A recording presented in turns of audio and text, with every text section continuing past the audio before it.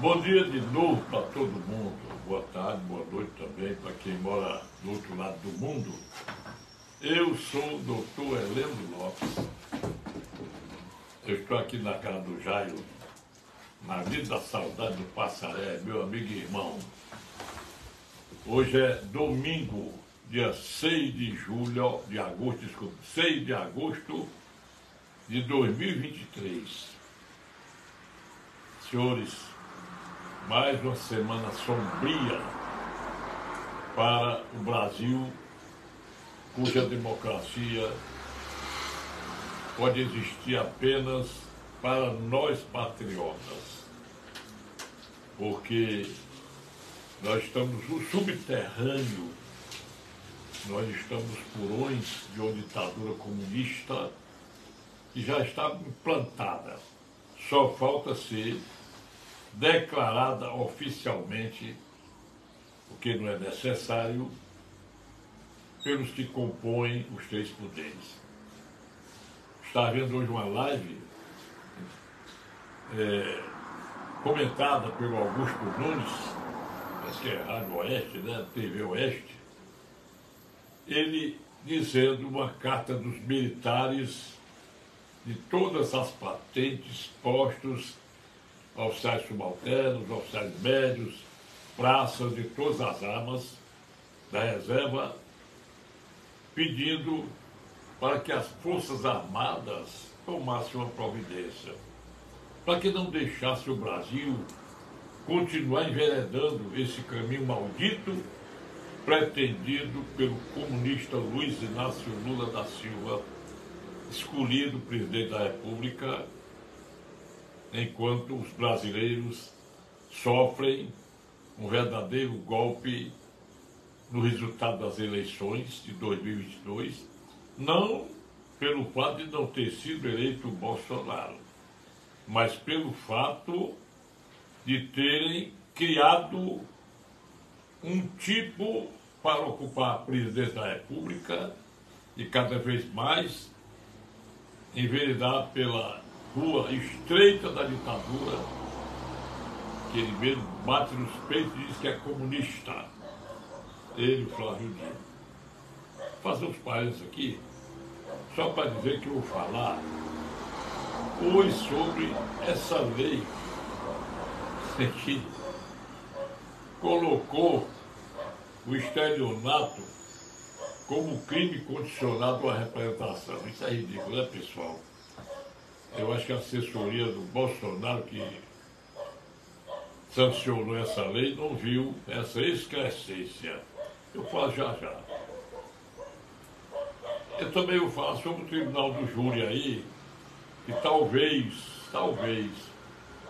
seja a única decisão acertada do Supremo Tribunal Federal, essa que foi aprovada nesta semana que terminou, quando foi decretado que, quando o réu for julgado pelo Tribunal do Júri, se condenado, sai escoltado de imediato para a prisão.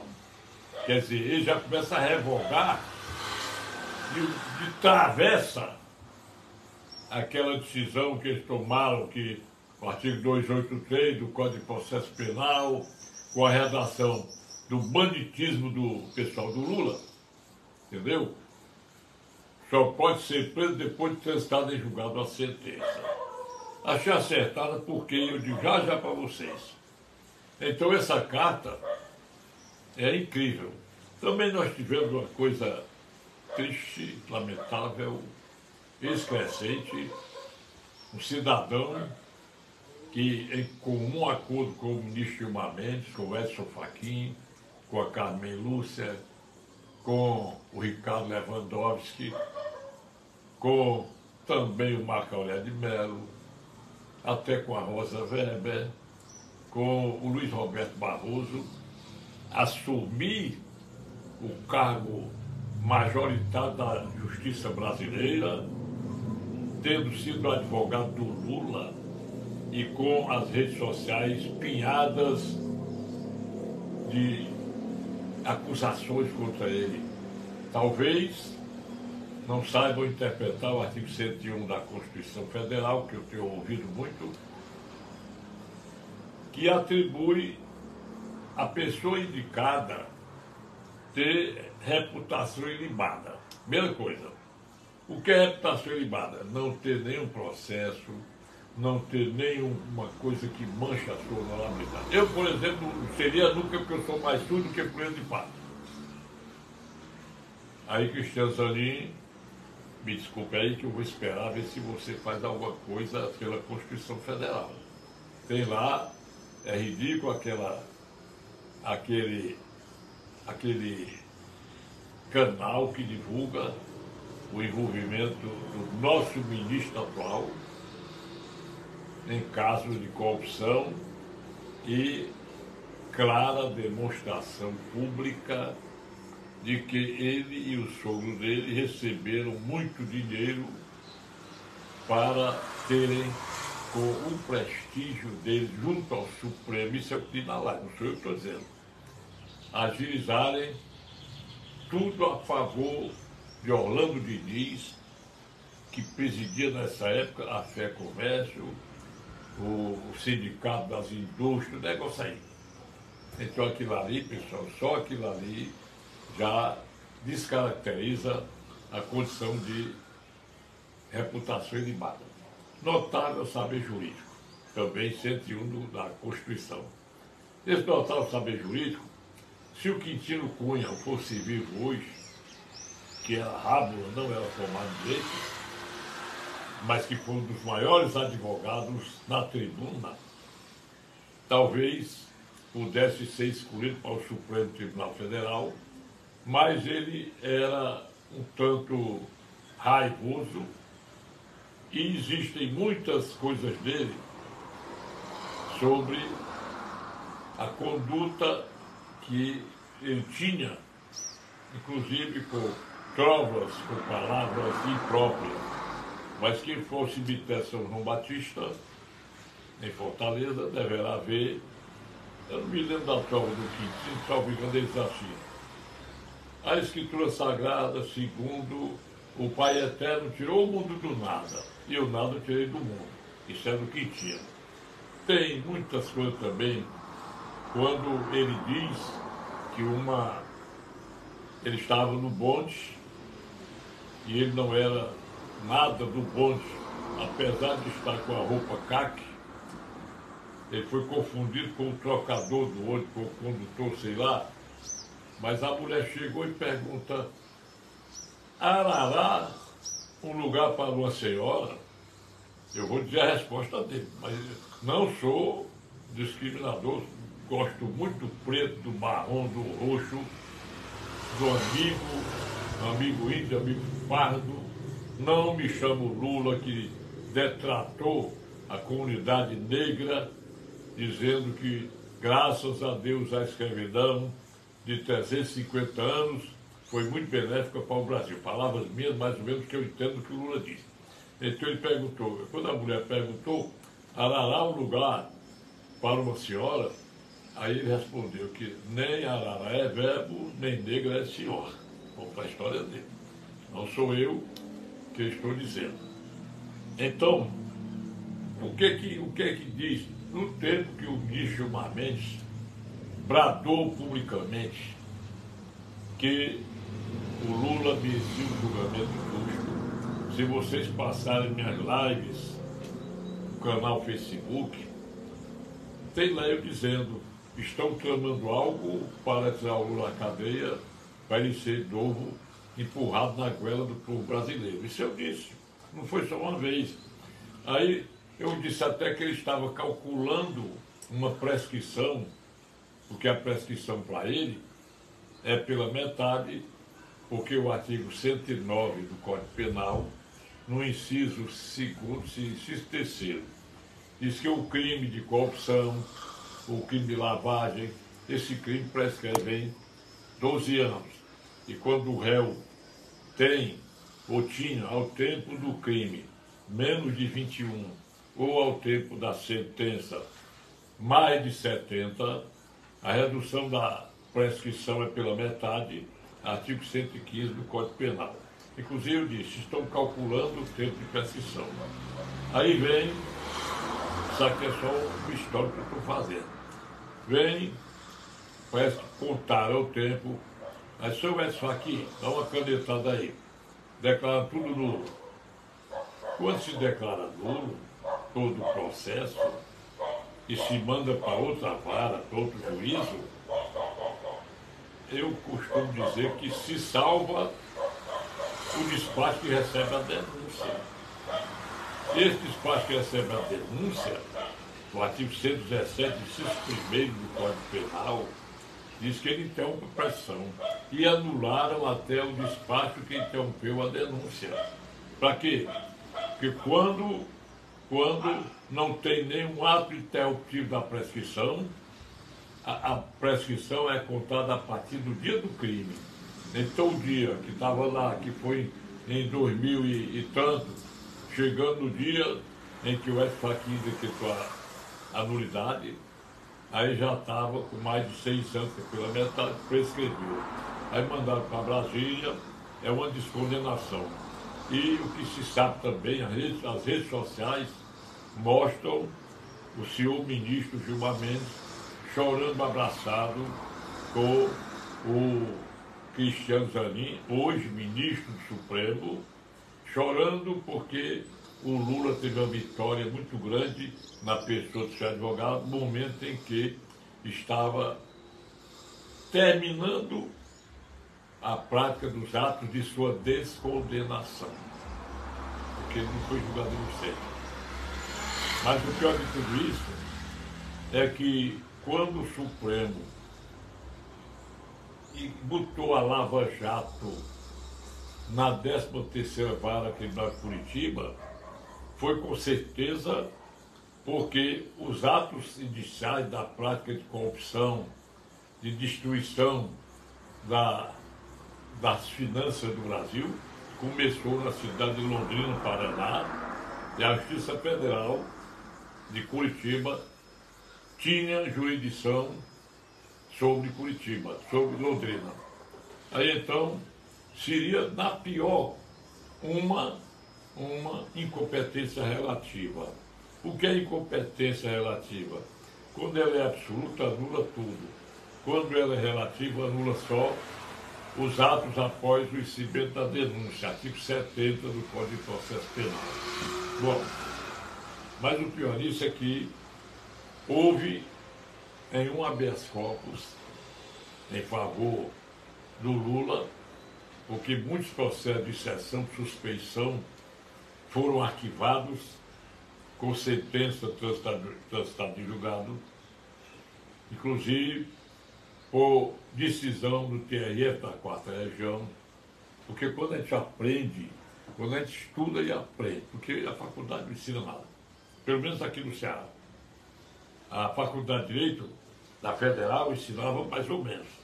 Hoje ninguém aprende nada porque a educação está bagunçada. Bom, então esse embargo de declaração, no habeas corpus, visando a suspeição do Sérgio Moro, estava no ponto de ser negado para o Lula. Quem não se lembra, estava com mais ou menos 2 anos, a ministra Carmen Lúcia tinha votado contra e ela modificou o voto a pedido do Gilmar Mendes em plena sessão do STF, sem motivo justo, e o Lula foi livre com a declaração de suspeição do Sérgio Moro por 3-2. Segunda turma, salvo engano, segunda turma. Aí houve aquele abraço do Gilmar Mendes. Aí eu pergunto aos senhores, inclusive vocês podem examinar, eu estou com o bonezinho de Roma, vocês podem examinar nas minhas lives que eu disse lá que a ministra Carmen Lúcia podia ser submetida a um processo de impeachment porque o artigo 39, inciso 3º da Lei 1079, de 10 de abril de 50, ainda regente para a cassação de autoridades e de ministros do Supremo, ela ainda está em vigor. Ela que foi aplicada para o Collor de Mello, foi aplicada para Dilma Rousseff, foi aplicada erradamente para Dilma, e vou dizer por quê. Porque essa lei, ela estabelece uma punição de suspensão por 5 anos. Mas o parágrafo 1 do artigo 52 da Constituição diz lá: empichado o presidente da República, ele deve ser suspenso para qualquer função pública por 8 anos. Foi naquele momento que o PT dominava um pedaço do Supremo Tribunal Federal. O PT, e eu me lembro muito bem quando a Gleice Hoffmann, o senhor ministro, que é o Ricardo Lewandowski, não, a pobre da presidente Dilma vai ficar sem função, sem meios para vir para a sobrevida. É botar em votação. Quer dizer, é ridículo isso. Ele botou em votação e os petistas votaram pela não suspensão dos direitos políticos dela por 8 anos. Daí porque hoje ela é presidenta do BRICS, banco composto por Brasil, Rússia, Índia, China e África do Sul. Pensa aí, se fosse cumprida a Constituição Federal, ela não poderia ter sido indicada. Também nós temos aí o pedido de inconstitucionalidade da lei das estatais. Não foi aprovado pelo Supremo, mas está em pleno vapor. O cidadão lá, o Pochá, sei lá qual é o nome, o deputado federal como presidente da Petrobras, que perdeu agora 47% do seu lucro, estão manipulando os preços da Petrobras para simular que o Brasil está bem. Também nas redes sociais, todo dia vê lá que aquele senhor Márcio, nomezinho, Pochá, né? Pochá. Ele, e agora, presidente do IBGE, ele que passou pela presidente do IPCA e fazia a manipulação dos índices de preço. E será que o IBGE vai também ser salvo da coisa desse cara? Isso é só uma recordação que eu estou fazendo, porque eu me lembro de tudo, eu sou um cara de mais de 83 anos. Agora vejam, senhores, agora mesmo,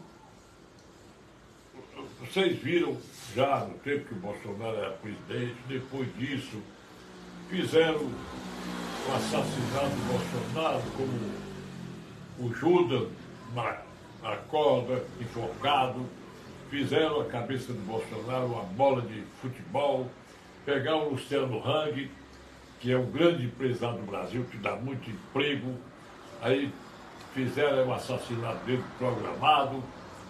O Lula permanentemente diz que o Bolsonaro é fascista, é genocida, é um bandido, tudo ele diz. E o pior, induz você aí do interior do Ceará, do Piauí, do Maranhão, você que é analfabeto ou quase analfabeto, você pensa que o Lula vai realmente construir 186 milhões de casas, concluir essas casas não construídas? Ele diz mesmo, é bom estar lá. Uma vez ele citou até que estava lá na França, mas não sei quem mais, e disse: rapaz, negado, acha bom quando eu minto. Ele dizia que tinham 25 milhões de crianças aqui no Brasil, crianças de rua. Aí ele, 186 milhões de casas significa dizer que ninguém vai mais pagar aluguel, porque o Brasil só tem 200 e poucos milhões de almas, segundo o IBGE, último recenseamento. Quer dizer, essas coisas.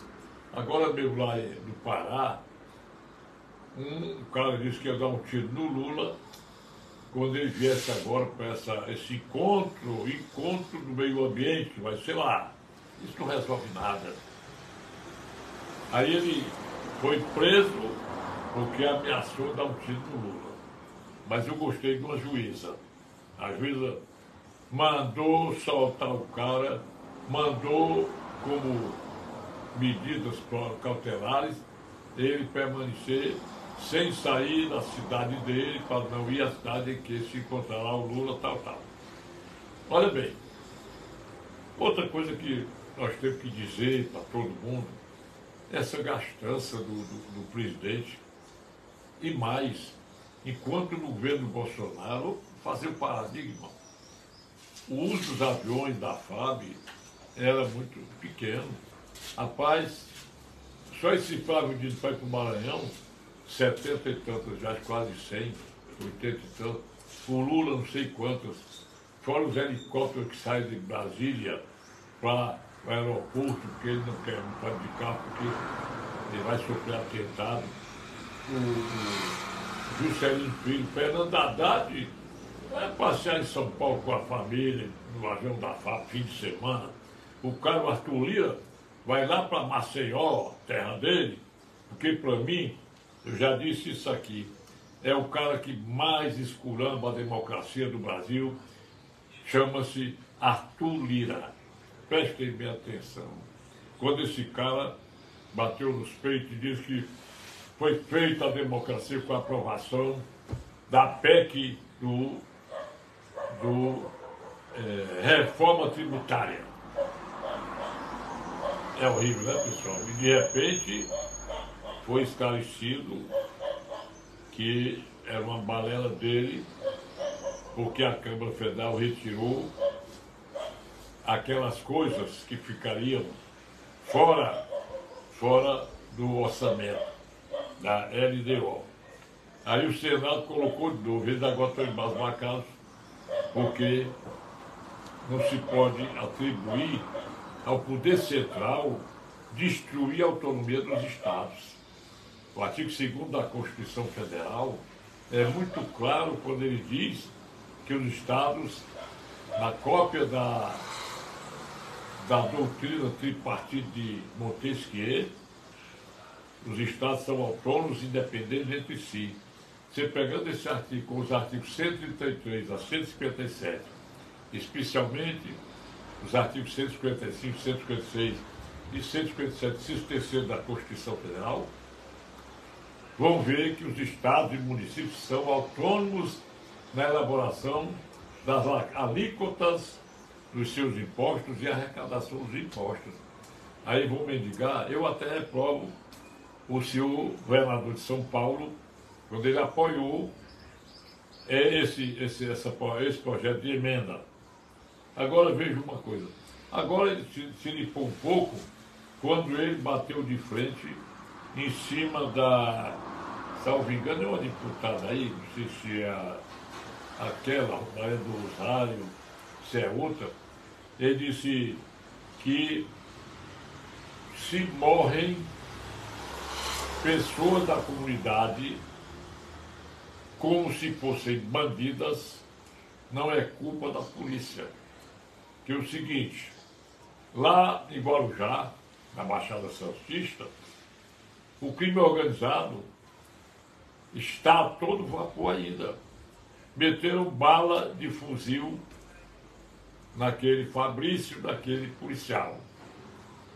Lógico que a polícia tem que investigar, porque eles iam subir a favela, mas quem mora na favela não pode dedurar quem é traficante. Então não existe a diferenciação. Em seguida, ele disse isso.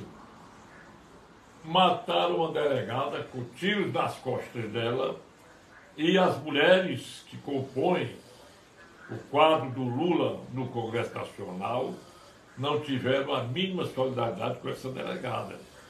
Então ele disse que enquanto ele for governador, ele vai bater de frente do crime organizado. Nisso aí eu estou do lado dele. Agora ele apoiar um troço que vai pegar a arrecadação de São Paulo e de entregar bem só para quem é lulista, lá, Piauí, Maranhão, até o Ceará se beneficia. Mas aí cada prefeito vai ir com o filho na mão.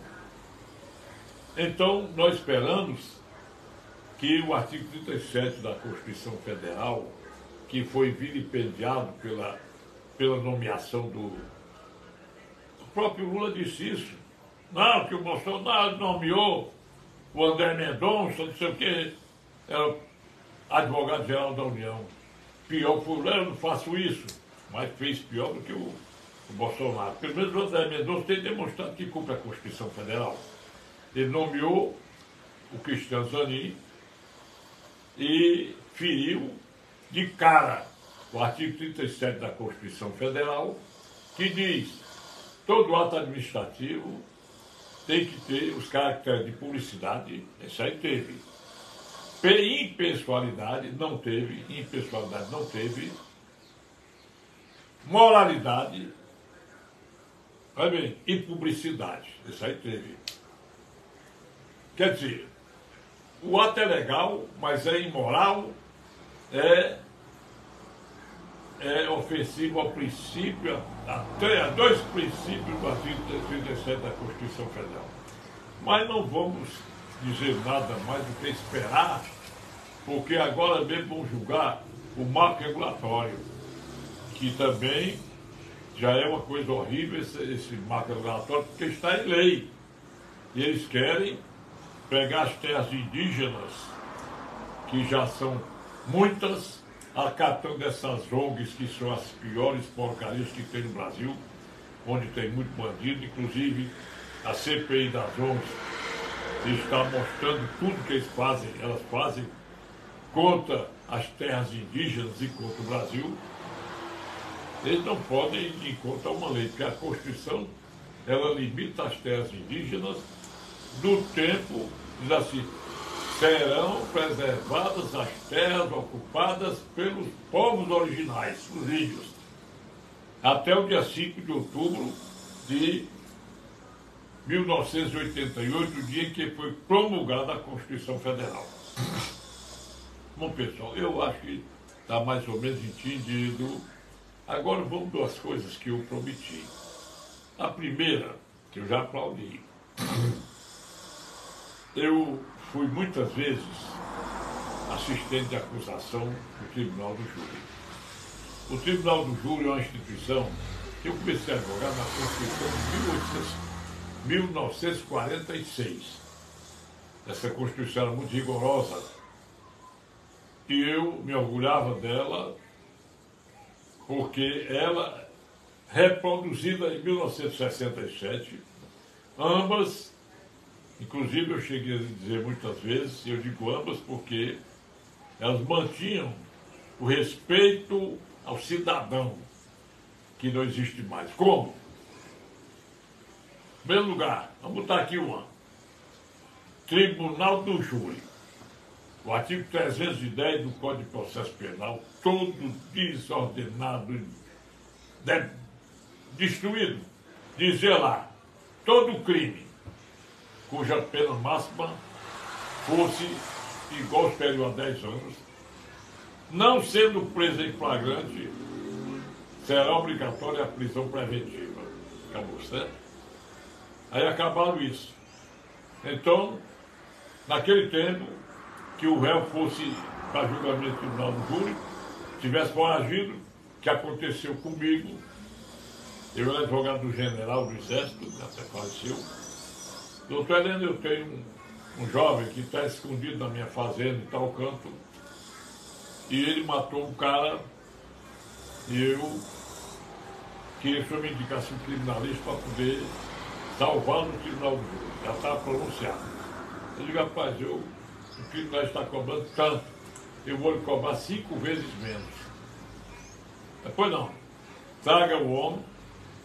Peguei o cara, fui à presença do juiz, não vou dizer o nome do juiz, que era muito amigo dos advogados, saudosa memória. Aí ele disse: rapaz, você entrega ele para ser preso, mandou expedir um guia de recolhimento. Isso era uma quarta-feira. Eu vou ter na pauta de terça-feira, que estava aberta a pauta de julgamento. Eu fui para a júri, aí absolvi o cara por 7-0. Olhe bem, por que todo advogado se esforçava para absolver por 7-0? Porque o réu, no Tribunal do Júri, tinha que ficar preso se fosse resultado de absolvição por 6-1, 5-2 ou 4-3, ele tinha que esperar o prazo recursal do Ministério Público, que são 5 dias, artigo 593 inciso terceiro, alíneas A, B, C ou D, do Código de Processo Penal. Se o promotor apelasse, o preso, o réu, continuava preso. Se o promotor não apelasse, ele seria posto em liberdade. Hoje é o contrário. Desde do estupramento das regras da Constituição de 67, por leis posteriores, por emendas e pela Constituição vigente, e até pelo artigo 283, que foi mantido em ação declaratória de inconstitucionalidade, e foi mantido, que é a maior excrescência processual que existe. Hoje, vamos dizer, até a semana antes dessa que está terminando hoje, o réu fosse a júri, como é que faz o réu?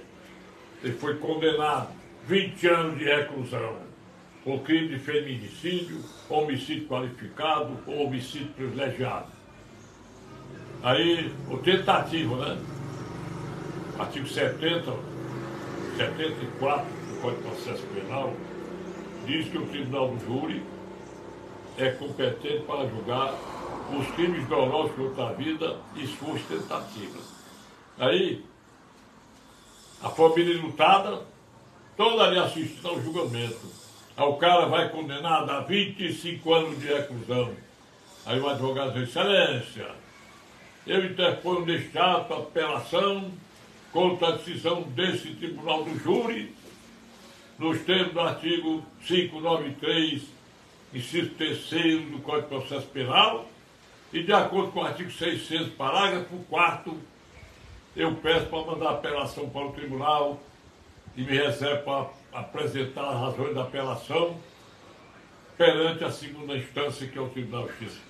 Aí o cara saía, às vezes de paletó e gravata, palitando os dentes e dando até banana, dando cotoco para a família da vítima. Eu achava horrível isso. Tinha um juiz aqui, que ele não aceitava não, mandava recolher a prisão, ele com as copas, faça o que você quiser. Agora o Supremo decidiu, ele começou a afrouxar a história. Decidiu, por unanimidade, que no Tribunal do Júri, se o réu for condenado, com ou sem apelação, ele sai direto para a cadeia. Bem feito.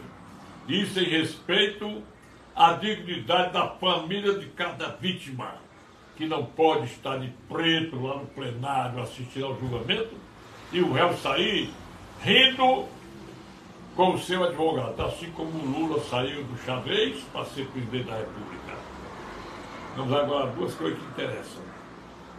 Eu quero ver como é que vai ser essa história. Quero ver. O Rodrigo Pacheco, que está mordido por determinadas coisas aí, que ele doidinho para ser ministro, está vendo que vai fugir pelo ralo à vontade dele, ele resolveu abrir cacete com o Supremo. Mas nós que fazer muito de leve, né? O que ele fez? Está sendo votada uma coisa mais excrescente do mundo: a liberação do usuário de maconha, descriminalização do uso da maconha e talvez até de outras drogas para o usuário. Também não dizem a quantidade de erva que você pode portar para fumar. Só que eles não indicaram quem é o vendedor da droga, de onde vai partir essa droga. E já está 4-0. Será que o seu Zaninho, sendo essa coisa de incompetência do Legislativo, vai votar também com os 4 já votaram, inclusive a Camelúcia? É horrível, né? Senhores, olha bem. Aí o Arthurina, não, o Rodrigo Pacheco, isso que é um absurdo, porque o artigo 28 da Lei de Drogas, é a Lei 11.343/2006, o artigo 28 não criminaliza o usuário de droga. Eu entendo que não criminaliza, aplica uma pena não é restritiva de liberdade, não bota na cadeia. Simplesmente manda o maconheiro, o usuário, para uma recuperação, um serviço da comunidade, ter um encargo, a família tomar conta dele. Eu entendo até que deveriam fazer o seguinte, isso no meu ponto de vista, o Supremo não pode modificar essa lei, que é atributo do Congresso Nacional. O Arthur Lira está certo.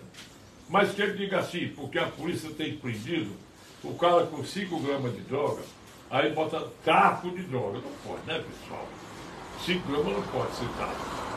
Eu sei que, por exemplo, o André do Rete estava condenado, não, 10, tantos quilos de cocaína.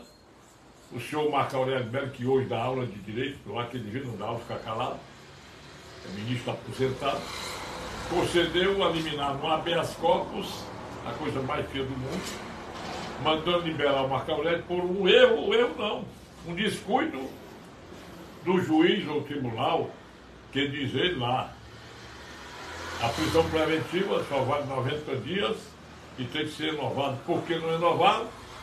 Não indagaram do juiz nem da autoridade coatora o motivo da não renovação. Ele mandou soltar de uma vez, ao contrário da própria jurisprudência do STF, que diz todo habeas corpus por excesso de prazo, artigo 648(2) do Código de Processo Penal, antes de ser apreciada a liminar, tem que ser ouvida a autoridade coatora. Ou seja, o senhor juiz, senhor tribunal, explicar por que a demora, por que o não cumprimento da lei. Aí o tribunal informa, houve acúmulo de trabalho, houve um problema de saúde com alguém. Aí está certo, mas concedeu a liminar. Meia-noite. E o cara, o advogado da boca da botija, tirou o alvará, botou a André do Rete no avião, mandou embora para fora do Brasil e recentemente deveriam ter mantido o helicóptero dele preso, porque para garantir os direitos da cidadania brasileira, dos cofres públicos do Brasil, entendeu? Mas não, liberaram. E assim vai ser, porque o Sérgio Cabral, 400 anos de cadeia, está aí gozando a vida em liberdade. Enquanto isso, 90 dias de prisão preventiva só são obrigatórios, ou seja, é por ordem do ministro Alexandre Moraes, do dia 8 de janeiro, e quase todos estão ainda presos, porque a tornozeleira eletrônica é prisão também, e ele não diz o motivo porque não renovou a prisão preventiva há mais de 5, 6 meses da prisão. Então eu acho que essa descriminalização ou descriminalização da maconha, ela já vai facilitar a aprovação daquele projeto que tem, que é do PT, em cujo artigo 3º é liberar o plantio da maconha em todo o Brasil, vender abertamente a maconha. Então, assim sendo, vamos também liberar o traficante, como já está. Aí, porque a própria, aquela ministra do turismo, não foi? Seu nome dela não, que ela foi passear lá no complexo de comando o primeiro comando da capital, sem capacete era de moto. Não, aqui tem que respeitar, que não pode andar sem capacete, tem que respeitar a ordem lá do tráfico. Se hoje é ridículo isso, aí tem que esperar. Vamos, nossa democracia está entregue a quem? Agora, me diga uma coisa, não adianta querer inventar, porque as redes sociais falam a verdade muito mais. Aquele bate-boca do Luiz Roberto Barroso com o Gilmar Mendes, dizendo um bocado de coisa, todo mundo viu já. O Gilmar Mendes dizendo que o Deltan Dallagnol montou uma quadrilha de corruptos. Aí veio o Cajuru dizendo que o Gilmar Mendes vende habeas corpus, vende sentença e tudo que ele é contra. Quer dizer, isso aí é o Brasil. O Brasil de um Supremo Tribunal Federal desacreditado em todos os países do mundo. O Brasil é desacreditado pelas notícias que tem envolvendo o ministro Alexandre Moraes, ministro Roberto Barroso, ministra Carmen Lúcia, ministro Luiz Edson Fachin está caladinho. Aí tudo isso leva a crer o seguinte, leva a crer que nenhum ministro desse pode andar livremente pelo mundo, porque veja o que já aconteceu com o Luiz Roberto Barroso, com o Alexandre Moraes agora, que já aconteceu várias vezes, até com o Gilmar Mendes e Carlos Lewandowski e outros mais. Enquanto tenho certeza que o André Mendonça e o Cássio Nunes Marques andam tranquilos pelas ruas a qualquer momento. Então, pessoal, o que eu acho é que nós, patriotas, temos um presidente eleito e não podemos ser subordinados a um presidente que foi empurrado na goela do povo brasileiro e que tem acabado com a democracia. Agora mesmo vão comprar energia da Venezuela para Roraima. Por que ele podia fazer o contrato existia? E a linha de transmissão energética vai ser superior a 750 milhões, não sei lá quanto é, de dólares. Porque aqui o Brasil manda a Venezuela fazer esse trabalho e fornecer energia para descontar do contrato que ela não paga. Quer dizer, nada disso se faz. O que se faz é o Lula mais a Janja gastando dinheiro público. Nós estamos num buraco, não adianta inventar para arrecadar. Adianta que o grito aí do Fernando Haddad já disse que é preciso arrecadar mais de 150 bilhões de reais para cobrir o buraco que já está aberto. Eles estão lutando para inflacionar o Brasil, acabar com o Brasil. E eu pergunto o que foi que esse governo já fez para o Brasil. Nada ia dar. Nada, porque conversa, elogio, falácia tem todo dia.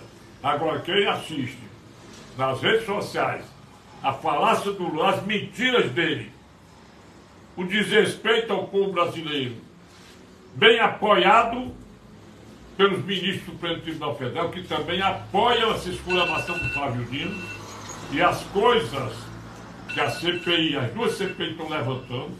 De um lado o senhor G. Gonçalves, o Gonçalves Dias, mentindo na CPI, CPMI, de outro lado um assessor dele dizendo que eles não disse diretamente que está mentindo, contou uma história completamente diferente na CPI do MST.